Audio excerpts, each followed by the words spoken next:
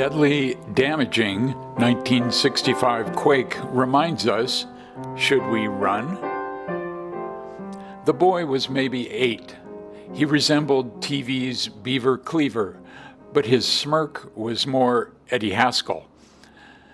Interviewed briefly on a downtown Seattle sidewalk by KOMO TV reporter Howard Schumann on April 29, 1965, about that morning's 6.5 magnitude earthquake, the boy said he had been in my house, which started to rumble.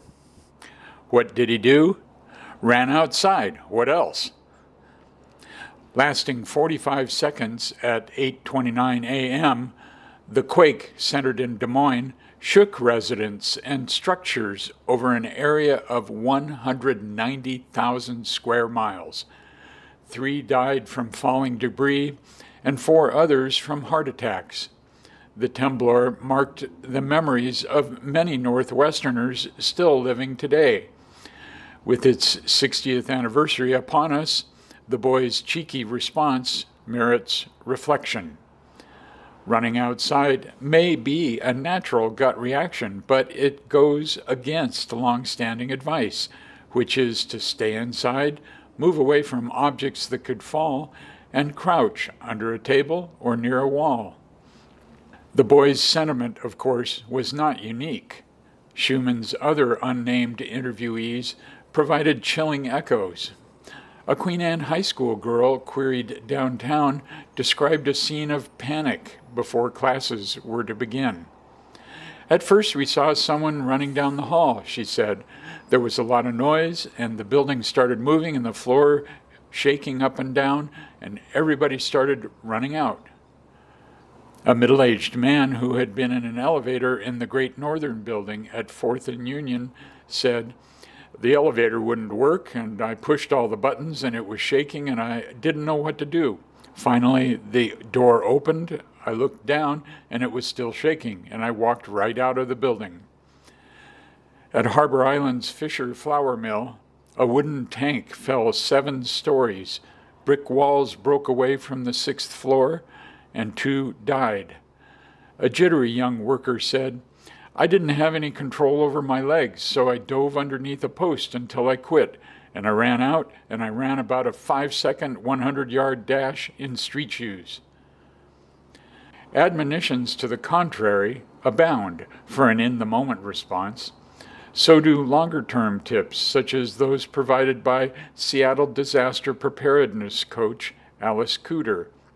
Her firm, Just In Case, outlines a comprehensive flea bag of key items needed when a quake knocks out basic services, all of which is immediately relevant as geologists repeatedly tell us the big one is imminent, not if, but when, and it could happen tomorrow. Our region's most recent major earthquakes warned us in 1949, 1965, and 2001. Logic points to getting educated and taking precautions. Indeed, what else? In our first then photo, barricades surround the sidewalk on the north side of South Main Street in Pioneer Square, where bricks had fallen from a building above during the April 29, 1965 earthquake. In the background are the 2nd Avenue extension and Seattle lighting. In our second then photo, standing next to one of several cracks that opened in the earth on the west side of Green Lake near Highway 99 was KOMO TV reporter Howard Schumann. A detailed account of the quake by historian Greg Lang appears at historylink.org. In our third then photo, KOMO TV reporter Howard Schumann's unnamed interviewees included, clockwise from bottom left, a boy, ran outside, what else? A middle-aged man, I walked right out of the building. A Queen Anne High School student, everybody started running out, and a young Fisher Flour Mill worker. I ran about a 5-second, 100-yard dash in street shoes. In our fourth then photos, with a fallen 60-foot stack piercing its boiler room, shifting stairs, and a north wall pulling away, Alki Elementary School sustained the most damage of any Seattle public school. A worker posts a warning sign nearby. In our fifth then photo, ordered by Governor Dan Evans, a "Danger, Keep Out" sign hangs inside Olympia's state capitol dome, which endured cracking during the earthquake.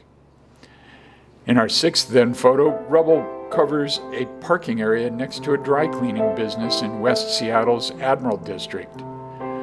And in our final then photo, a Rainier beer worker wades in brewing beer that spilled onto a floor from a 2,000-gallon tank knocked off its foundation by the quake.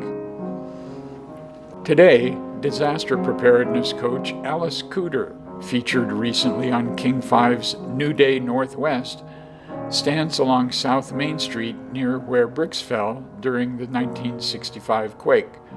Her website is justincaseplans.com. Also today, a man, child, and dog walked south along the Green Lake Path near Highway 99.